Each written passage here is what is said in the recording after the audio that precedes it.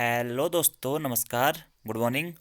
तो जैसा कि आप सभी लोगों को पता है, अभी हाल ही में दोस्तों यूकेपीएससी के द्वारा 571 प्रवक्ताओं के पदों पर वैकेंसी निकाली गई थी अलग अलग स्ट्रीम्स के लिए। तो उस वैकेंसी के लिए मैंने आपको वीडियो बना के दे दी थी और उसमें हमारा एक सबसे बड़ा कन्फ्यूजन था कि आपके एग्ज़ाम कितने होंगे, क्योंकि पिछली बार दोस्तों इसका पैटर्न अलग था।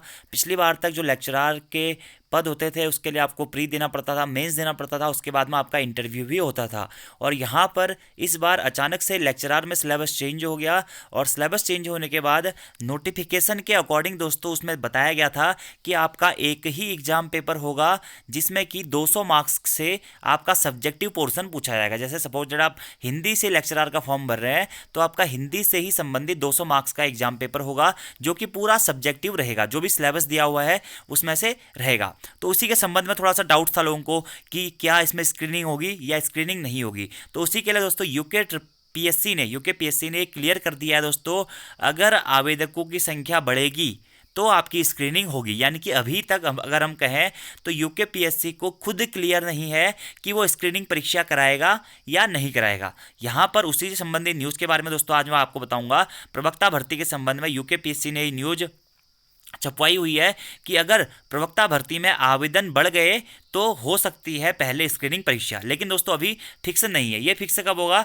जब आपकी फॉर्म भरने की अंतिम तिथि चली जाएगी, उसके बाद यूकेपीएससी आपको एक नोटिफिकेशन के माध्यम से सूचित कर देगा कि प्रवक्ता भर्ती में आपकी स्क्रीनिंग परीक्षा होनी है या नहीं होनी है। क्योंकि दोस्तों स्क्रीनिंग परीक्षा का सिलेबस अलग है। आप यूकेपीएससी की ऑफिशियल वेबसाइट पर जाकर देख सकते हैं। शायद 150 मार्क्स का उसमें पेपर है और उसमें आपका उत्तराखंड वाला पोर्शन, हिंदी वाला पोर्शन, जीके वाला पोर्शन, सारा पोर्शन रहता है। और साथ ही में जो आपका मेंस का जो पेपर होना है, जो 200 मार्क्स का होना है, जिसके हिसाब से आपकी फाइनल मेरिट लगेगी, वो सब्जेक्टिव होगा। यानी कि जिस सब्जेक्ट से आपने फॉर्म फिल किया है उसी सब्जेक्ट का आपका वो पेपर होने वाला है। ठीक है, तो चलिए सबसे पहले न्यूज़ के बारे में बात कर लेते हैं। यूकेपीएससी की न्यूज़ है कि अगर आवेदक बढ़े तो परीक्षा से पहले होगी स्क्रीनिंग। ठीक है, प्रदेश में होने वाली लेक्चरर की भर्ती में 42 वर्ष तक के अभ्यर्थी आवेदन कर सकते हैं।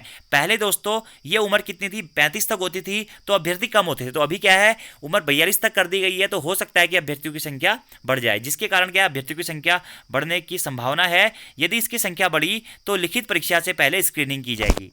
यदि दोस्तों संख्या बढ़ती है दोस्तों, अगर स्क्रीनिंग होगी तो आपको जैसे ही एग्जाम फॉर्म फिलअप हो जाएंगे उसके बाद में यूकेपीएससी के द्वारा अपडेट कर दिया जाएगा। अभी तक दोस्तों ये क्लियर नहीं है, तो अभी तक आप तैयारी अपनी कर सकते हैं। तो मेरे हिसाब से तो सब्जेक्टिव के आधार पर ही करिए, क्योंकि आवेदक अगर हम बात भी करें तो अगर ज़्यादा ही अधिक संख्या में होंगे तो तभी पेपर स्क्रीनिंग के रूप में होगा। भर्ती के लिए उत्तराखंड विशेष अधीनस्थ शिक्षा प्रवक्ता संवर्ग सेवा नियमावली में बदलाव किया गया है। दिसंबर 2019 में इस बदलाव के बाद में पहली बार लेक्चरर की भर्ती की जा रही है।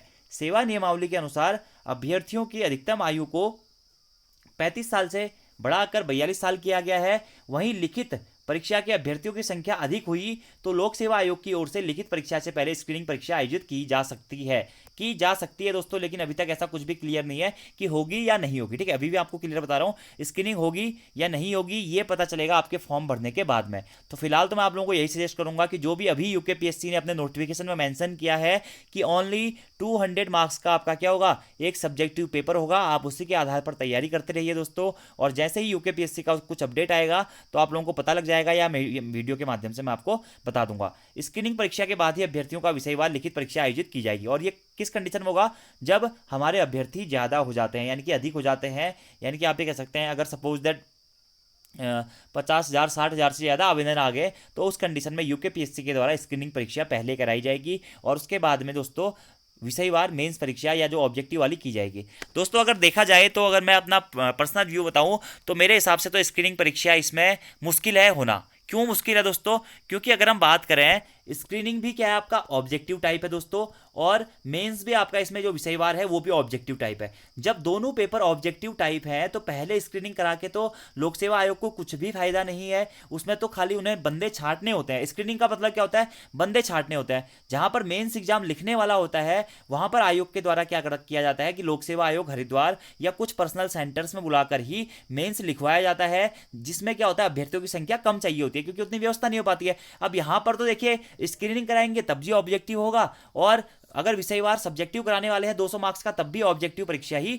होगी। तो इस कारण मुझे लगता है कि जब आयोग को परीक्षा करानी ही है तो वह सीधे विषयवार वाली परीक्षा ही कराएगा, विषयवार वाली परीक्षा ही कराएगा। स्क्रीनिंग होने का थोड़ा बहुत टफ चांस है दोस्तों, क्योंकि अगर देखिए अभ्यर्थियों की संख्या या आवेदक अगर ज़्यादा भी हो गए तो तब भी तो ऑब्जेक्टिव पेपर में कोई फर्क नहीं पड़ रहा है ना, वो तो ऑब्जेक्टिव है। ऐसा तो है नहीं कि ऑब्जेक्टिव के लिए सेंटर्स नहीं मिल रहे हैं या कोई प्रॉब्लम्स हो रही है। तो ये चीज़ें दोस्तों हो सकती हैं कि आवेदक बढ़ भी जाते हैं, तब भी हो सकता है कि आयोग क्या कराएगा, आपकी सीधी विषयवार परीक्षा ही कराएगा, क्योंकि नोटिफिकेशन में अगर आयोग ने दिया है तो कुछ ना कुछ सोच के ही दिया होगा। तो फिलहाल आप दोस्तों मैं आपसे वही कहूंगा कि आप अपने मेंस जो रहेगा यानी कि जो विषयवार है 200 मार्क्स का, उसके अनुसार तैयारी करते रहिए और जैसे ही कोई अपडेट आएगी हम आपको सूचित कर देंगे, ठीक है। इसी के साथ में अगर आपको इसका ऑफिशियल नोटिफिकेशन दिखाऊं दोस्तों, तो यह है इसका ऑफिशियल नोटिफिकेशन। यहाँ पर भी आप देख सकते हैं कि आयोग विषयवार लिखित परीक्षा आयोजित कर अभ्यर्थियों को उनकी प्रवीणता क्रम में, जैसा कि लिखित परीक्षा में प्रत्येक अभ्यर्थी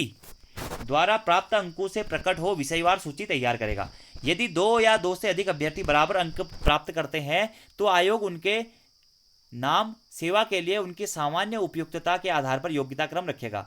सूची में नामों की संख्या ये यहाँ पे दी गई है। अब देखिए लिखित परीक्षा के संबंध में क्या है दोस्तों, कि लिखित परीक्षा हेतु अभ्यर्थियों की संख्या अधिक होने पर आयोग द्वारा स्क्रीनिंग परीक्षा आयोजित की जा सकती है।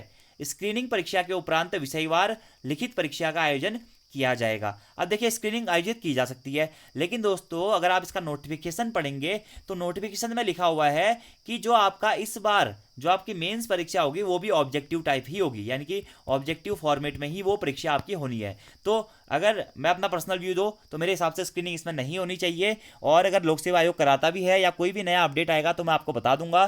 तो फिलहाल आप जो सिलेबस दिया गया है नोटिफिकेशन में उसी के अनुसार दोस्तों तैयारी करते रहिए, और बाकी लेटेस्ट अपडेट के लिए आप हमारा चैनल जरूर सब्सक्राइब कर लीजिएगा। और अगर आप वैकेंसी के बारे में ज़्यादा डिटेल से जानना चाहते हैं तो हमारी प्लेलिस्ट में ही आपको लिंक मिल जाएगा लेक्चरर भर्ती का, तो आप वहां पर जाकर भर्ती से संबंधित सभी जानकारियों को ग्रहण कर सकते हैं। तो आज की इस वीडियो में इतना ही दोस्तों। Thank you, thanks for watching video, see you next time.